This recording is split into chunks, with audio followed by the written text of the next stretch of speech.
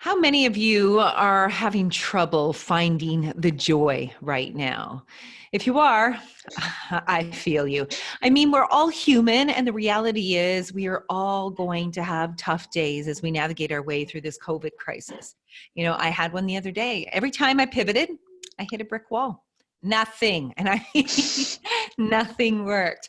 I felt like I was scraping the bottom of the barrel for most of the day. And for those of you who know me and follow me on my social platforms, you will know that ever since I read Marie Forleo's book, Everything is Figureoutable, I've been obsessed with that mantra. And I mean, the other day, I'm going to tell you this is not me, but I did it. My husband and I actually fixed our broken freezer.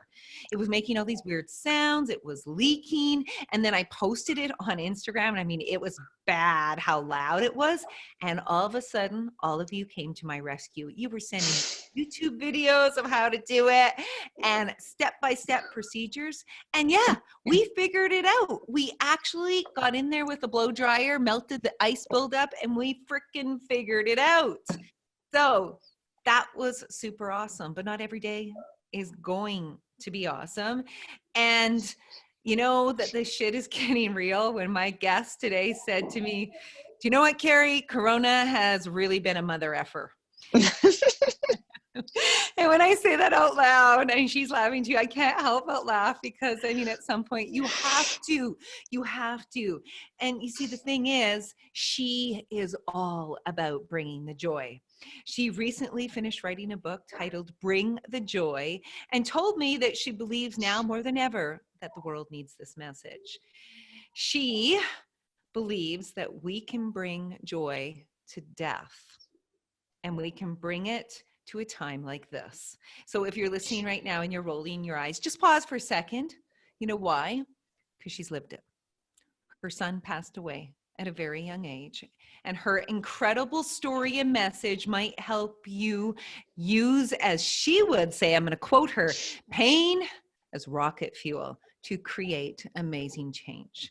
She's going to help us find joy starters. I love that phrase, in the midst of all of this uncertainty. She is a keynote speaker. She is an author. She is a philanthropist. She is a fashionista and all around kick-ass woman and mom.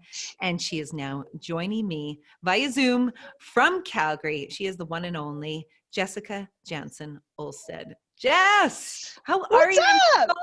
I'm so thrilled to have you. How's your pivot going? How's life? You know what? I literally just said this right before you press record. My computer that has everything I need to do just crashed. So in the moment, I'm ready to throw my computer over the ledge of my loft office and use some choice words. But honestly, all in all, we are doing as well as we can with all the circumstances, minus my computer crashing in the most pivotal time of trying to complete this for the printers. But we're doing great. And I'm honestly, it's like minute by minute, hour by hour, day by day. And today's a good day. So I'm going to celebrate that and take that win. I have to ask, because I did laugh when we talked the other day about the laundry in your house. What's happening with the laundry? Okay, so as I do a lot, so it was one of my goals to get a nanny, and I was like, this is dream. So we've had a nanny up until COVID, and I've unfortunately had to let her go because our businesses have totally shifted and changed. And my husband has started helping with the laundry in our house, and so it's myself, my daughter, my son, and my husband. So there's 4 of us living in the house. And he's like, I don't know what's going on, but I can't believe the amount of laundry we're going through. He's like, that's it, girls. He's like, 1 outfit a week. You get 1 outfit a week. Because he like can rewear the same thing and like not get it dirty. But I've got kids spit up and, you know, you've got peanut butter mushed into you and bananas. And I don't know, I get sweaty and I want to change it out. And so he was like, everyone is down to 1 outfit per week. I'm like, that is not realistic. My daughter changes 3 times a day. Like, hello. Right. I know. Oh, he's getting a good taste of our hubbies are getting a good taste of our worlds as moms, right? Oh, amen. My hubby is like, we call him the manny right now because we don't have our nanny, and he's like on kid duty kind of start till finish. And it's pretty awesome. He's like, and he's crushing it minus the laundry game. I'm with you, sister. My husband is doing the same. Your story when you reached out to me is absolutely incredible. So, I mean, we started COVID because that's what we're living in right now. Yeah. But I want you to take us through your story. It's so important because if anyone can speak about finding joy, you are one of those people. Because loss of your magnitude is hard for anyone or any mother, any person to wrap their head around. So, Jessica, take us through where it all began and share what you have gone through to put you on the path to finding joy. Joy is my life purpose. And, I think we all wish that we would have gotten a memo handed down, for whoever you believe, from God or your creator or universe, whatever it is, saying like, here's what your mission is, and like, stay on this path and you're going to have a great life.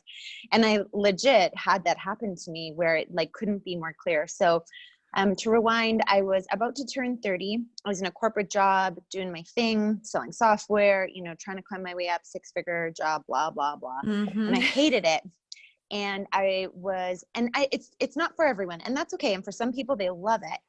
I didn't love the work environment, and I was about to turn 30, and I literally walked into my office and I was like, why am I doing this? I hate my life. So I literally typed up my resignation 4 days before my 30th birthday. I quit my job. I was the breadwinner. We had this $18,000 plumbing bill. My husband and I almost got divorced because we just felt like our marriage was cursed. His dad had passed 6 months earlier. It was just like one thing after the next. Right. But in that, I found out I was pregnant with my daughter, and we're like, okay, we're going to make this work. Like, we now have a child coming. Right.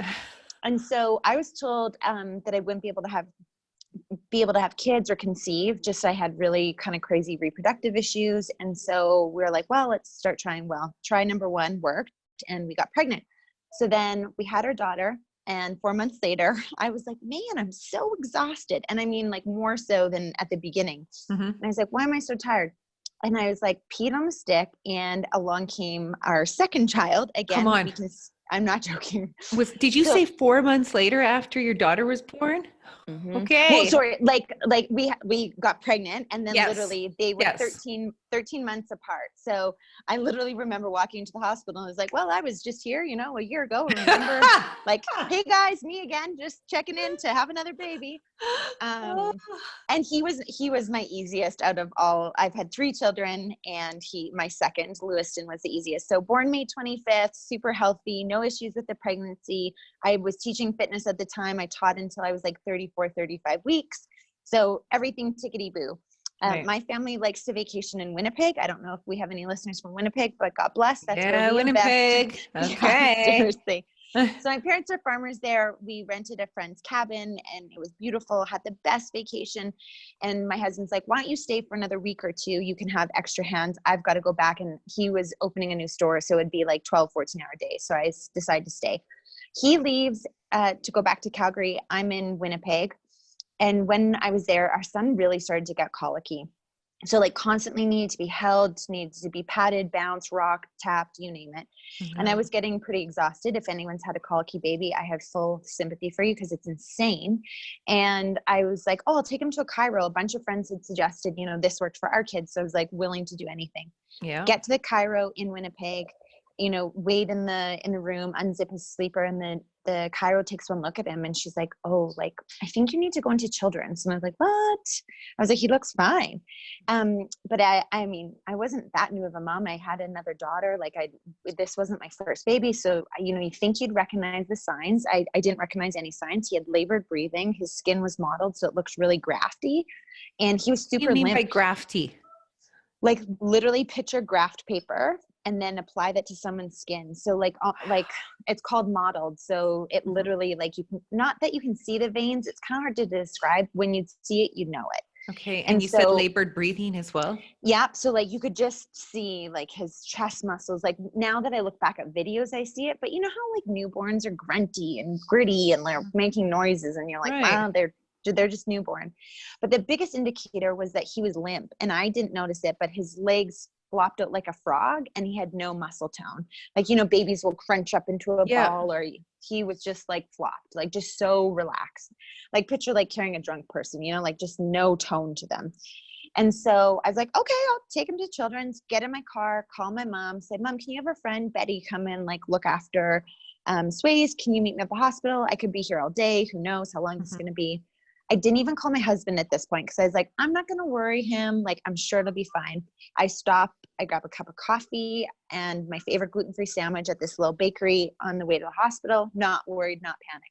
Right. I go in, I put him on the desk where the nurse checks him in and kind of get the roll of the eyes. And she was like, oh, like what seems to be the problem? And like almost judging me like I had no idea what I was doing because he did look healthy. Right. And within seconds of her taking his rests, like his respirate, I was taken right back. I go do the whole nurse thing again. And the next nurse is like, hey, can you roll your son to another room? And as I'm walking into the other room, he's in the stroller. I just look up and in massive, big, bold black letters, I just see the words resuscitation room. Oh and my gosh. like you kind of freeze, and next thing you know, I don't even know who picked him up or scooped him on, who's on the table. And I remember a nurse standing there at the head of the table, and a team of like 12, 14 doctors and nurses come in and they're yelling out stats and they're paging cardiology and neurology, and all of these tests are being like called for. And I'm like, what is happening? And I remember, sorry if you can hear that, my kids are headed down to the playroom. Hey, it's the COVID, world guys. we're living in. Yeah. I love having moments like that because it's the world we're living in.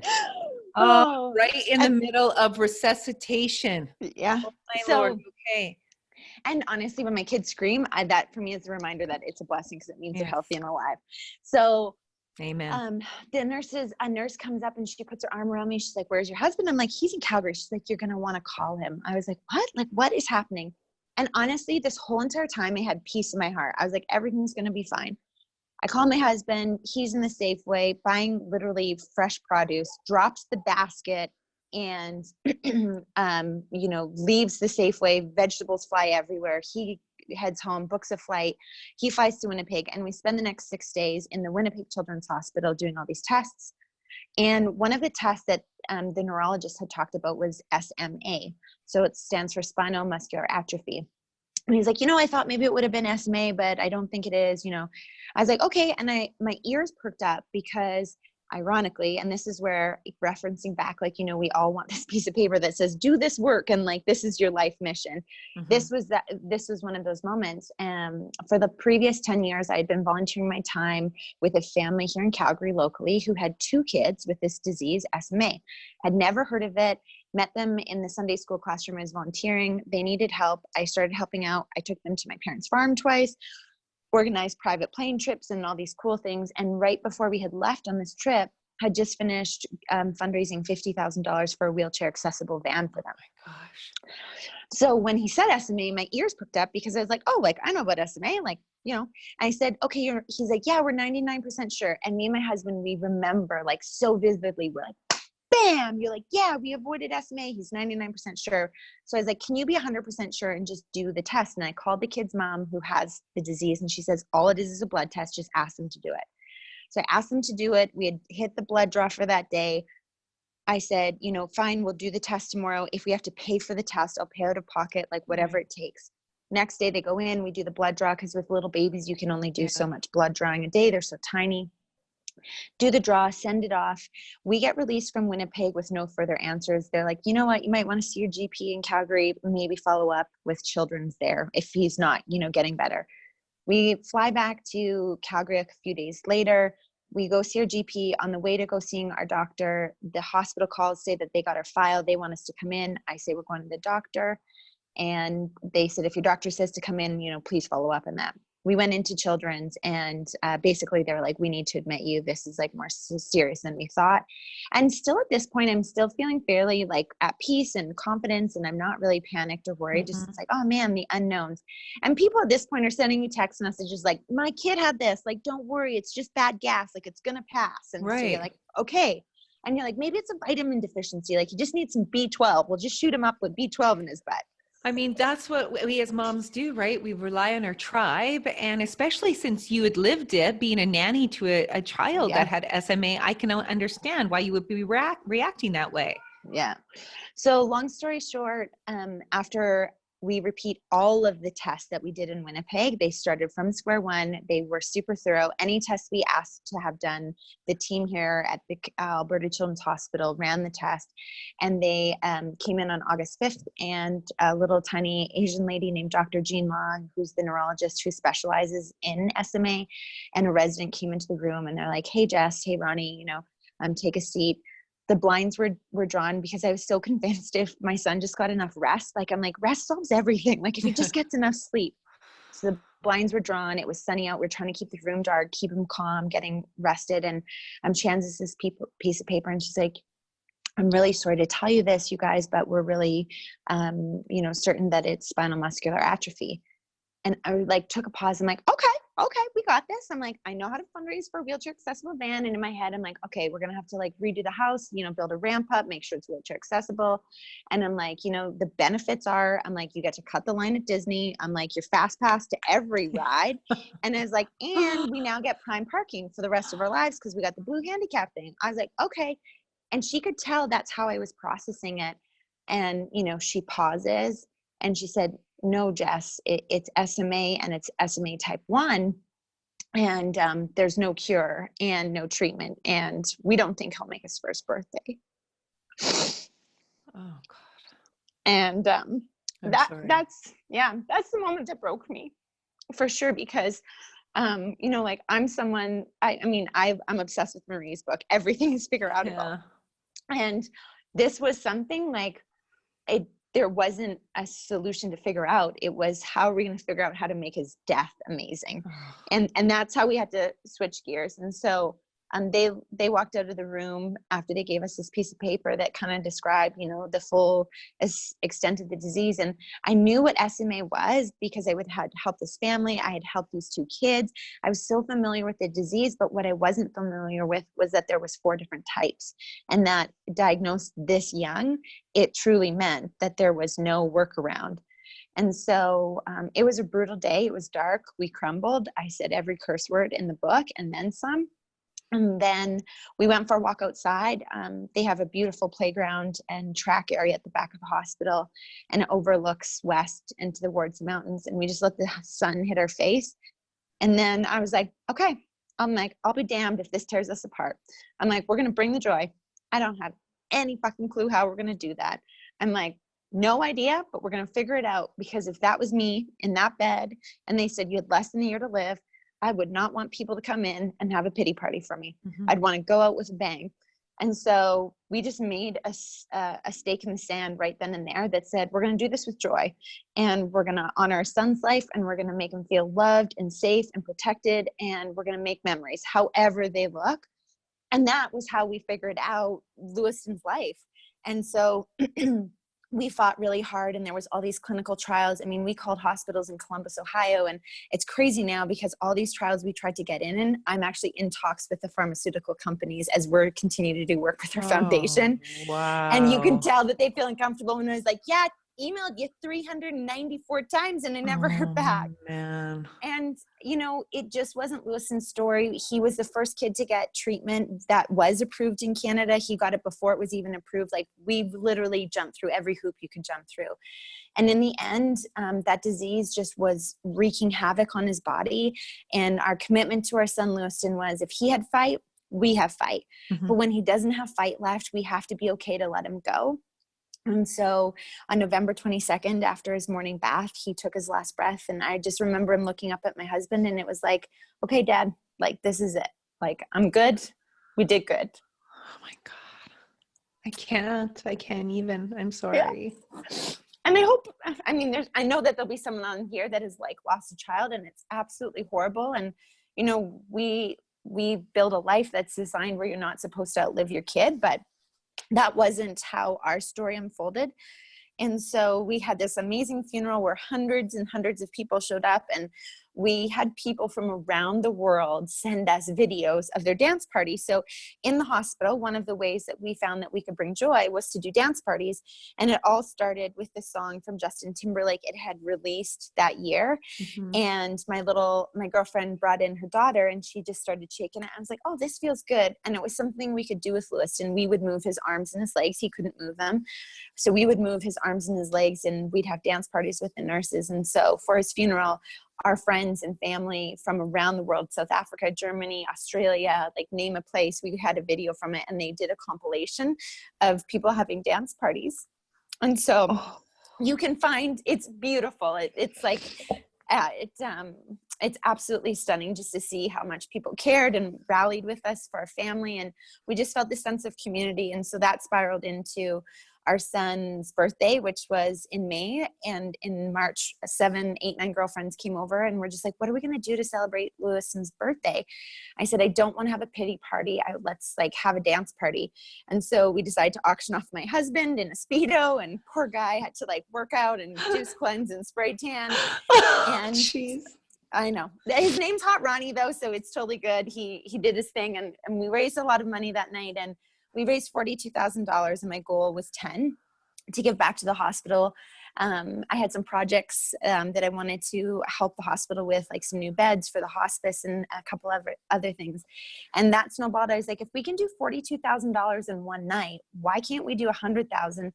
And literally in the month of December, we had complete strangers DMing me, showing up at our house, just dropping off cash envelopes. And we raised $118,000 that year. Like, it was insane. I remember this lady, I wish I knew her name, but she was like, I don't follow you, but my daughter follows you on Instagram, and she shared her story. And I'm just so thankful that my grandkids are alive and breathing. And here's $500. Like, it was insane. And we now have donors that are like writing us checks for tens of thousands of dollars. Like, hey, we believe in the work. Okay, I'm hitting the pause button. You gave us a whole bunch of information. That's hard to process, the emotional roller coaster you just took us through. I need to ask a couple of difficult questions, but for you, I know everything is figureoutable, and I know that you can handle them. How old was Lewiston when he passed? 3 days shy of his 6-month birthday. So from diagnosis to death was how long? 4 months. Oh my God. And so how many years has it been since he passed? He passed in 2016, and we're recording this April 2020. Yeah. So 4 years. Yeah. Jessica, I need to understand this, because I love what you did, and I love that you were able to find the strength and joy in a moment at his funeral. And you seriously had a dance party at his funeral? Yeah, so most of the people in the audience, so everyone sent these videos, and so they played all these videos as a surprise, and that was how we closed at the funeral. Our pastor threw it up on the screen, and I just started bawling and smiling, and at the end of it, my husband and I danced our way out, and all of the nurses that had taken care of him and some of the social workers who had attended the funeral, they all stood up and danced. I think a lot of people were uncomfortable because I don't know too many funerals where you're like, hey, everybody, we're having a dance party to JT. But it was beautiful. And that's what I'm trying to reconcile in my head. I think it's so powerful what you did. But where I'm trying to bridge the gap here is the incredible grief you must have been feeling as a mother and as a woman, and then to marry that with the joy of a dance party. Can you take us through the emotions you were feeling at that moment, or were you completely numb? I think honestly, you're all of the emotions. You know, at moments you're numb. I remember the day after he passed. So we were living in the hospice, like full on living. My mom would pick up our laundry, take it home. She came from Manitoba, lived in our basement, came every day back and forth to the hospice. And after our son died, I remember just holding him, and I'm like, oh, okay, now what? Because we shut down our lives. We lived in a bubble. And, you know, similar to COVID, we had gone into isolation where, like, if you had sneezed 2 weeks ago, I was like, sorry, you cannot come near my family. Don't come visit. Like, you sneezed, a cold will kill my son. Yes. And essentially, you know, that's his breathing became, you know, his death, because he was struggled and it was so labored and so hard. And so, you know, you're holding your son and you're like, now what? And I think there was moments of numbness for sure. Like we packed up all of our stuff after he passed. We got home, and I just remember the next day, because all I did was take care of my son. Like you watched every breath until you Yeah. went to bed. And then when we'd fall asleep in our room at the hospice, then you'd like, okay, is he going to be, when I go to the nursing station to go get him, is he going to be alive still? And so when I woke up the next morning and I didn't have to run to the nursing station to see if he was still alive, that was for sure numbing. And then a part of me, if I'm being honest, I just wanted to move on with my life. I was like, I was sick of waiting for someone to die. When someone's like, hey, you're going to die. I mean, what a blessing to say, hey, you've got 365 days. So if you only have 365 days, like, you're going to make them count. Whereas other parents, their kid gets hit tragically by a car and you have no warning, or, you have a diagnosis and you're not totally sure. But we literally had been given the gift of time, saying you don't have a lot of it, so use it well. And so, yeah, I mean, I went through all the emotions, and honestly, the best thing that we did was we got the heck out of Dodge after the funeral. My husband and I took off to Hawaii. And then that's where I was really able to process and work through the gunk. But for me, I have had extreme darkness. In high school, I tried to take my own life and commit suicide. I overdosed on, yeah. And so I know my downward spiral. I know how scary it gets. I know how dark those thoughts get. I know how ugly it can be. And so I've worked really hard on my mental state and my mindset to control the darkness. And so I just didn't want to ever let it get so dark. And for me, I mean, there's no secret about it. I believe in Jesus. My son's in heaven. He's disease free. And knowing that was what was able to help me move forward and not numb me so much that I just sat in that. And I have breath in my lungs, and my legs work, and I have a beating heart. So I don't want to waste what I'm given now by just saying, pity me, woohoo, like I can't do anything with my life because my kid died. I get a choice, and I still have days left. I don't know how many. I pray that I have another, 20,000, 30,000, but I'm going to use them well. Yeah. I need to ask what happened in high school. I just struggled to fit in. I didn't have friends. I was constantly running to be part of the cool girl group, and I never was like included, or I was like the nice one. They're like, oh, it's okay if we leave Jessica out. It won't hurt her feelings. Like, you know how clingy and cliquey girls are. Like, it's horrible. And I just kept on trying to go from group to group. And I was always like on the outer edge of the group and never fully accepted. And then I had a couple of like mean girls that like really hit me hard. And then I started dating this guy, and he broke up with me. And that was like the final straw. Right. And I just was like, it would just be easier for me if I wasn't here, because this is really hard. Like, I had a loving home. I had loving parents. I had cool brothers. But I just was like, really, I didn't have worth in myself. So I was looking for it from other people. What saved you from the bottom?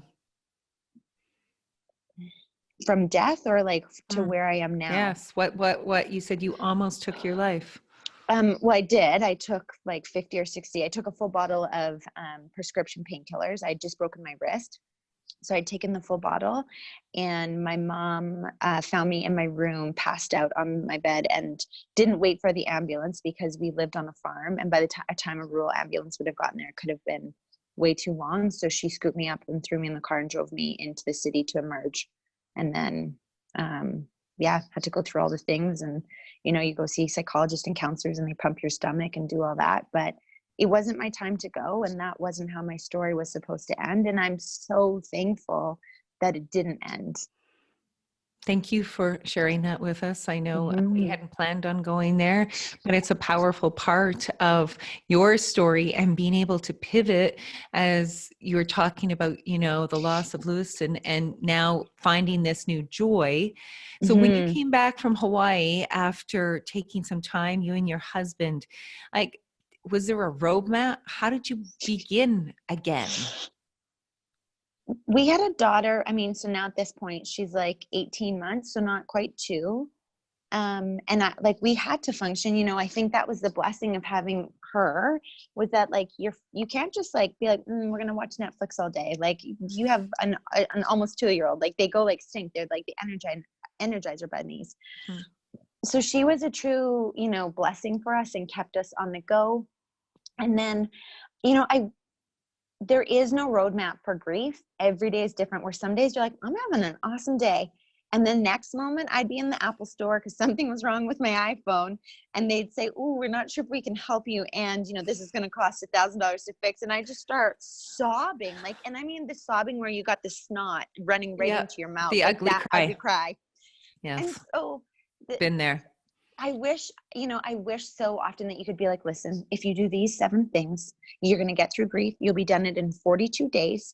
And then it's tickety boo and next chapter and you're good. But that is not how love works. Yeah. And that's not how grief works. And because my love was so deep for my son and my love was so, attached to him, it is like this never ending roller coaster.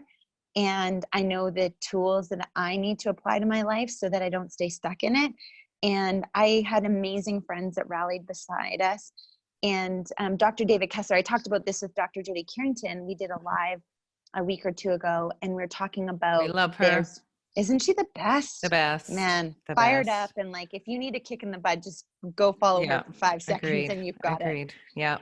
But we were talking about the stages of grief, and he says there's stages, and there's not an order to these stages. There's just stages of grief. So different sections. I think it almost might be better to call it sections because there's not an order. But one of them is meaning. And I feel like I've been able to grieve really well and really healthy because I found meaning in my son's life. You asked me, did this happen to you or for you? Yes. And I believe my son's death happened for me. I wrote on the death of at the 1 year mark of his death, I said, because you lost your life, I found mine. And it's a little bit tough to admit because it's almost embarrassing, but it was my son dying was like a kick in the ass and a slap in the face. That was wake up, Janzen. You got purpose and you got things to do. And sitting on the back burner and second guessing yourself and allowing doubt to creep in, that ain't going to help anybody. And that's not going to help you move your life forward. And so that's really what my son's death did for me. And I can either look at it woe is me, or I can say, dang, what a lesson. And now I'm going to share it with the world. Oh my God, Jessica, I just got goosebumps everywhere when you told that story, because I can relate on a different level too, where I've talked about very openly losing my mom and dad, both within the span of 4 years, and how it literally kicked the shit out of me. It really, I thought there was something wrong with me until I finally discovered that that's grief, and that's what grief feels like. And you have to sit in the swamp and wade through the swamp to get to the other side of the swamp. And that means doing the hard work and the heart work. Work on your heart and to feel it and to go through the pain. So I love the message that you are bringing to this. It's so courageous of you to share this, because I know it's going to impact our listeners. I mean, there's so many that have gone through similar journeys, and I love the path it puts you on. So from that point on, tell me how the Joy career, because you have really made this a business, unfolded, and the fundraising around it.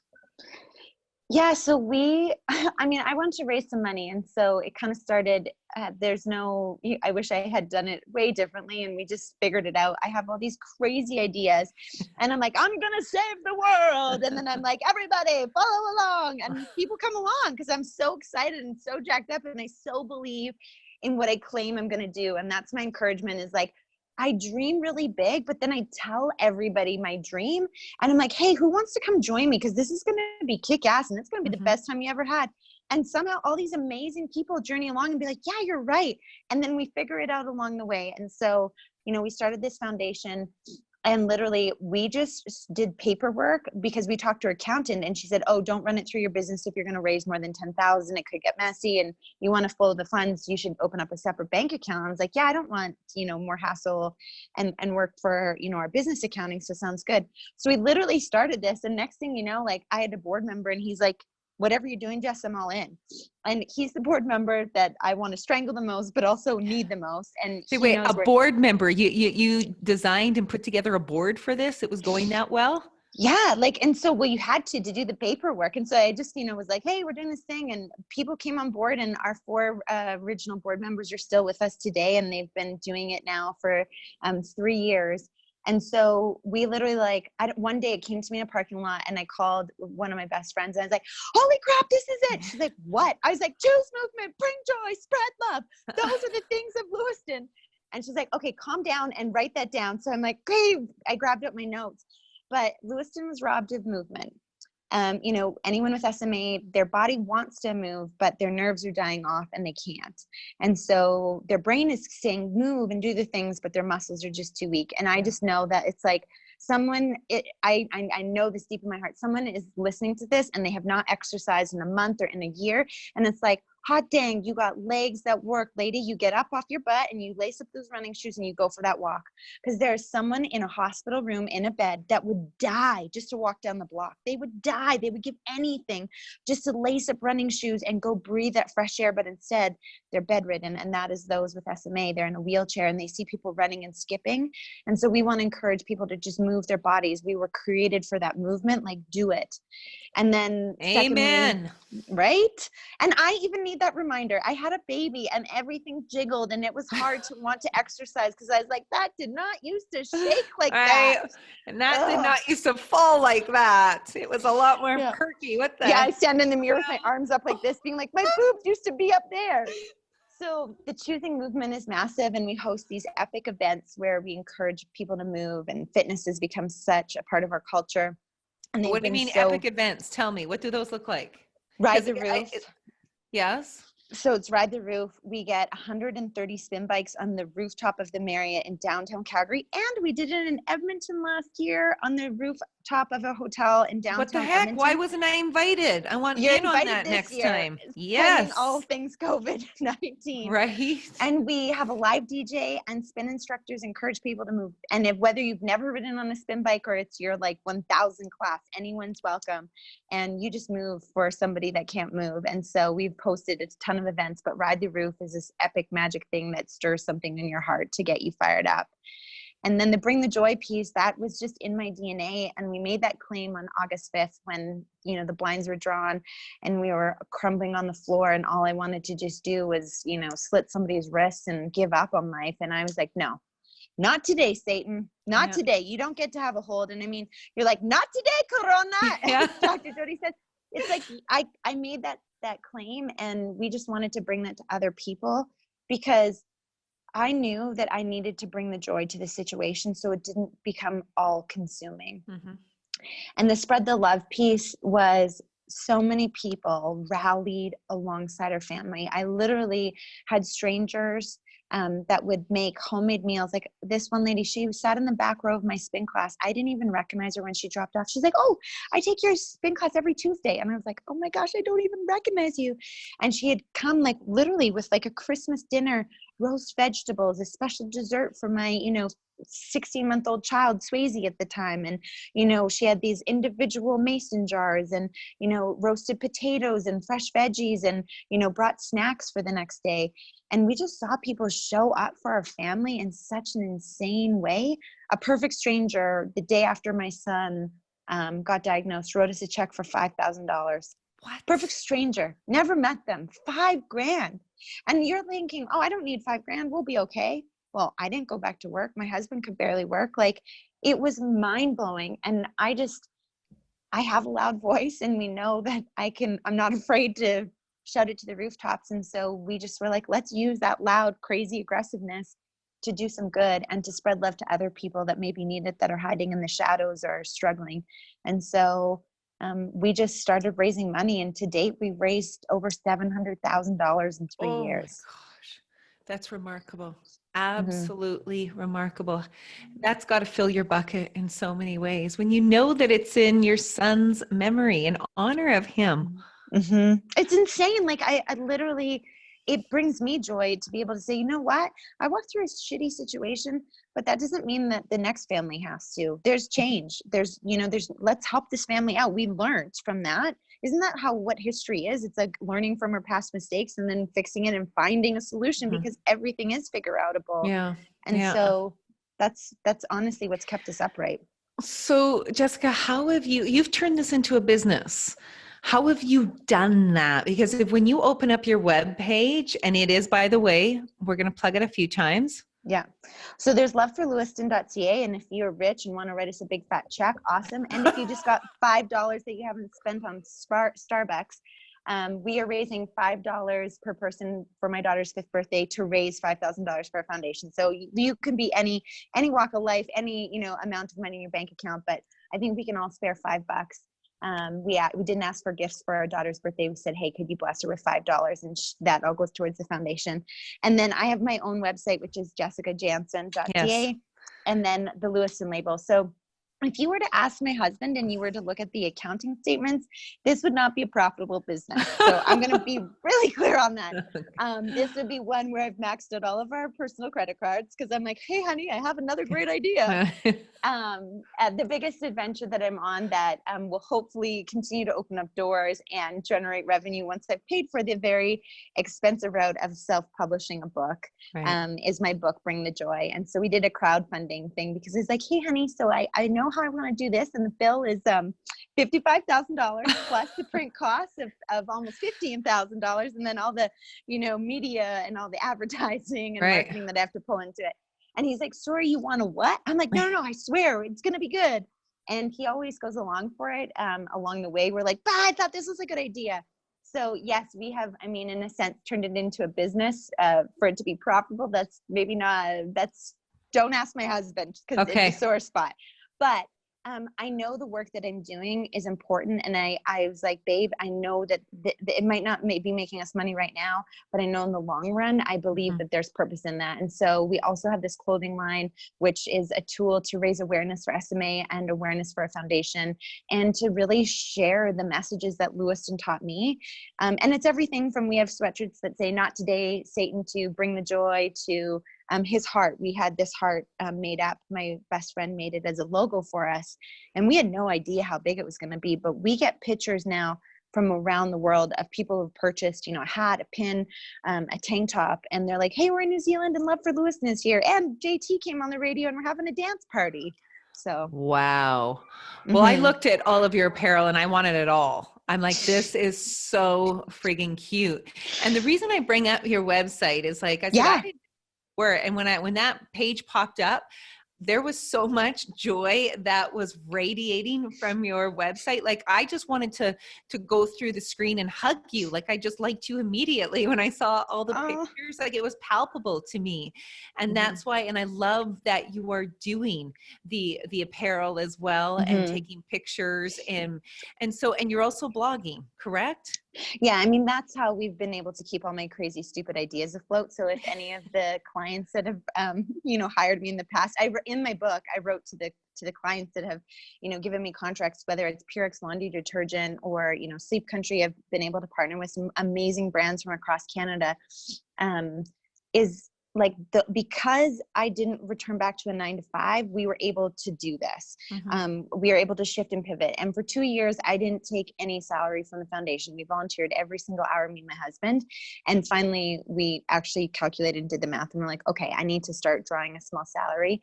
I wish I was independently wealthy and I didn't need to. So I now take a small part-time salary from the foundation, but it's truly the influencer work of, posting about Sleep Country or Purex laundry detergent that keeps me going. And I'm thankful. I get really picky with the partnerships that I take on, but they've been able to allow me to have this crazy freedom and flexibility. So we can do the work that we're doing. Thank you too for sharing that, because there's a lot of people who want to do that, what is in their heart, and they don't know how to get there. And I honor that at some point, like 2 years, you have to start drawing a salary. And I'm sure your entire board and anyone who spent 5 minutes with you, well, it would hold space for the why on that, because you can only work for free for so long when you're having that kind of an impact and working with brands that you love. That's the way our world turns now, being an influencer and how we pay bills. It's different now. Business is different. Yeah. And you know what, to be honest, I was so naive. Like I just thought a nonprofit meant that just everything was volunteer. And I literally, the way that we were able to do what we were doing, I was like, hi, listen, if you want to partner with us, we can't pay you, photographers. And we've had amazing photographers that haven't charged us a penny. They just were like, Jess, we believe in your work. And so we just grinded it out. But I remember I went to go pick up contacts from my optometrist. And I'm not even sure how we got onto the topic, but he goes, Jess, what? you're not getting paid? I was like, no, I've like volunteered for the last like 2 years. Like I'm just doing it and we're figuring it out. And I mean, we were figuring it out. We were going into debt every time you pay $200 for a babysitter while you're at an event or whatever. And he goes, it was kind of an aha moment. I was like, oh. And, like I said, I hadn't dreamed on my bucket list to start a nonprofit. That wasn't like on the Jessica goal list. I want to become the CEO of a big corporation company, and my son pivoted my life in the best way possible. And I'm just going to be the CEO of my own damn life. And I mean, my poor husband, buckle up, hot Ronnie, because it's a friggin' roller coaster ride. Put your Speedos on and buckle up. We're going for a wild ride. Yeah. Tell me about your joy starters. We talked about that. I think it's brilliant. Yeah. So, I mean, amazing. I speak, and that's, also how I hope to earn revenue when the world is back in order. Yes, and you can be on stages with crowds and, sharing your story. We went together. Yeah, amen. With Dr. Jody. The room's going to blow up. We joked about it the other night. We're like, oh my gosh, can you imagine the heat and the palpitation and the crazy? Like, paramedics on standby for that one. Yes. So what was your question again? Where were I know. Going? So tell me about the joy starters. I know, right? Yeah, okay. Yeah. So speaking. So I have to give credit where credit is due. So Eric Tremundi is my speaking coach. He is a phenomenal guy. And he literally just started pouring into me because he's like, I believe in what you're doing, but I want to help. And so I had all these questions, and we started FaceTiming, and we were walking through my story and the arc and all this. And he was like, so much of what I did was just in my head. I didn't know how to communicate that to the listener or to the audience. And he coined the term joy starters because I just looked for those little small wins. And that started in the hospital. I got spoiled rotten. I only ate in the cafeteria 3, maybe 4 times in the full 4 months span, like insane. Mm. And so I had literally a doctor. He was in internal medicine. He would bring me Starbucks because he knew I love Starbucks before his shift started. So at about 7:45, he'd drop a hot Americano on. And that, I was like, okay, I got this. Wow. And so it's like the smallest things. And now for me, I have this mug. It's, made by a local artisan here in Calgary. She does beautiful pottery. Her name's Leanne Dubray, and she makes these mugs, and I splurged on this mug, but every morning I make French press and I have hot coffee in that mug. Mm-hmm. And that's a joy starter for me. It's my favorite mug. I absolutely love it. The coffee tastes better in it. At nighttime I put hot water and lemon in it. And it's like, look for the things that are right in front of you. And so often, especially now, we're like, oh, well, my life sucks. I had to cancel my trip to Maui, and I can't go out for wine with my girlfriends. Well, yeah, that's all your reality. So you can sit in that and be poopy, or you can start looking for the dang joy starters. Mm-hmm. And so we did this challenge, a 7-day Bring the Joy challenge. And the first day was probably the most insane day. I couldn't even keep up with the post because people started posting their joy starters. It was like going for a bike ride with my kids. It was like having my morning run without my kids. Mm-hmm. It was, my hot cup of coffee, my, glass of wine at dinner with my husband. It's the simplest things. Joy starters can be going on a trip, but they can also be simply writing out my 5 things I'm grateful for in a notebook that I love. So look for those small wins and incorporate that into your life. Are you going to do another one of those? You got to let us know when you do it. I think I'm going to do it the day I launch my book on Amazon, starting to do that. It was a lot of work. Oh, so I can't even imagine. I know I have the same. A lot of people have said to write a book, and I'm like, yeah, I'll get there. Just trying to get through the podcast and the Facebook group and everything like that. Right. Yeah. Is your brain wired differently, Jess? I mean, how, this is why am I so insane? Is the question you want to ask? Well, I wasn't going to use those words, but you said it. So what did you say? Name it to tame it? Yeah, name it to tame it. So here's the thing, this is the perfect tie back. I'm wired differently. You're wired differently. We're all wired differently. God put in some extra juice into my tank. Okay. When there's one thing God did wrong, and I'm going to tell you that. I'm going to show you. God made me a brunette, and I am not a brunette. I'm blonde. Okay. I've been admiring the blonde color of your hair during this whole podcast. And I'm like, how the heck does she get her hair so blonde? Because mine just goes brassy. We digress. Yeah. God made you a brunette. Yeah, that's the only mistake he made. So I pay to have it blonde, and I cannot wait to see my hairdresser. But I was given extra energy in my tank. that's just how I'm wired. If you ask my husband, it is exhausting being married to me, but it is how I'm wired. And so I know I've got to use what I am given. And when I attempted to take my life when I was in high school, it was because I was trying to fit in. It was because I was trying to like tame myself, not be fully Jess. And I'm so alive and on fire. And like, I'll be in the middle of the grocery store and I will high kick when I find the jam that I'm looking for because I get excited.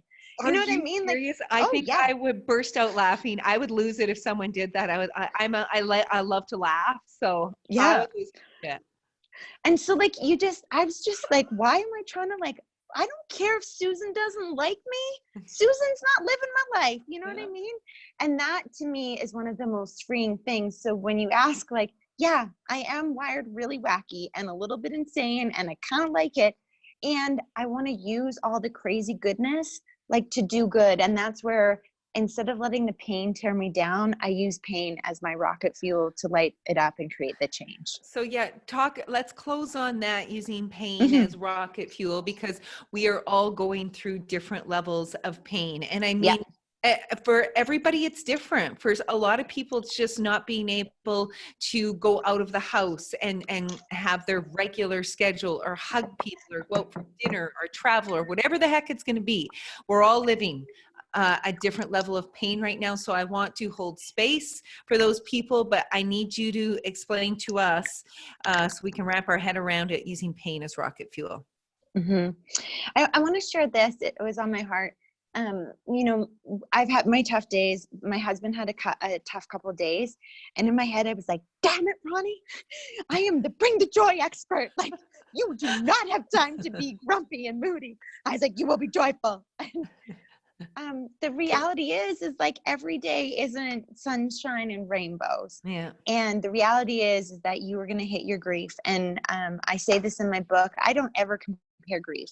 Grief is grief. So grief if you've lost your job, grief if a dream, you know, feels like it's totally failed and fallen apart, grief if your family died, grief if your parents died or your son, or you had a grief for the miscarriage. lifestyle we had pre-COVID. Yes, exactly. I mean, we're living grief right now. Yeah. And I think it'd be crazy. I'm grieving it. And I'm also really enjoying that I can't go to all the things because I'm able to focus on something else. And so that's just been a choice that I've made. But grief is grief. And wherever you're at, you can choose to let that bury you and hold you down. Or you can choose to say, okay, what am I going to do with this? How can this serve me? How can I serve others with this? And I truly changed the posture of my heart. And I talk a lot about gratitude and how gratitude changes the posture of your heart.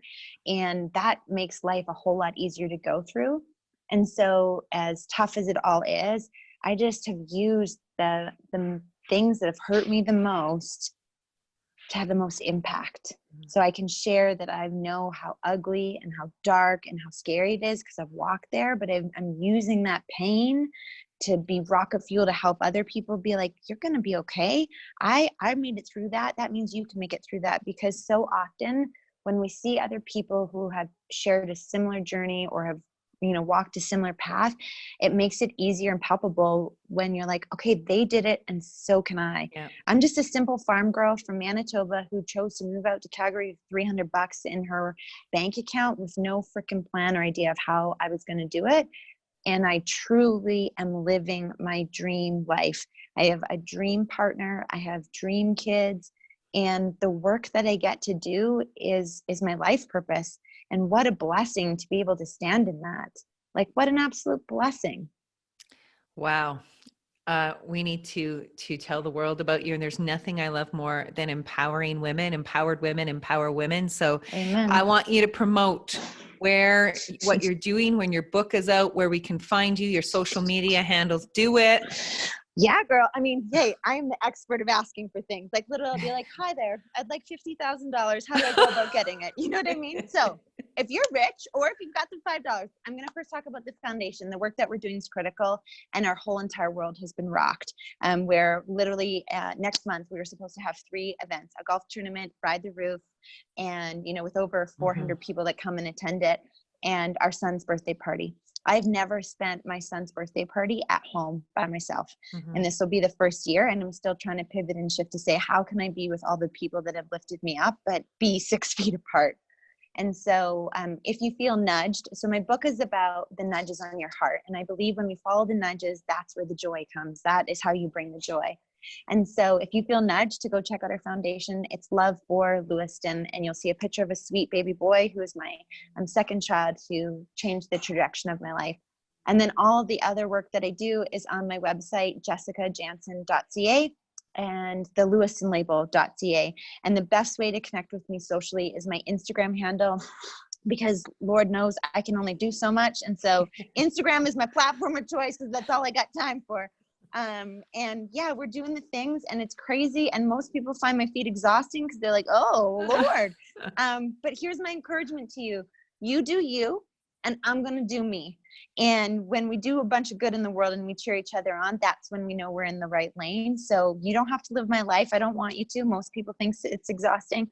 But I just want to encourage you that you are capable, you are worthy, and you have a purpose. So start bringing the joy to COVID-19. Maybe it's as simple as the joy starter of your coffee cup, or maybe it's as simple as dropping off a bottle of wine for a girlfriend who's had a long shift at the hospital. I don't know what it is, but we can use what we have right now and still do good things with all the limitations around it. I did it in the hospice, and I can do it during COVID-19. Oh, so much yes there. Do you know what, girl? You are my joy starter today, this month. Yes. Miss Thanks, Jessica, girl. you have lit me up today, this conversation. Heck I'm yeah. sure. Yep, there it is. For all of you listening right now, go watch it on YouTube because she's doing this unbelievable. I don't even know how you can kick that high when you're sitting down. Obviously, yeah. Thank you for stepping into the inner circle, for the joy that you brought to the inner circle and to everyone listening. So much gratitude to you. Keep spreading it, and we'll keep supporting in every way that we can.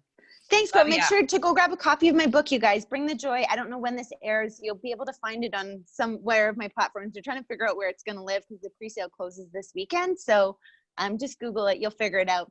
DM me. But we're on it. A book would be the best way to support me. So thank you.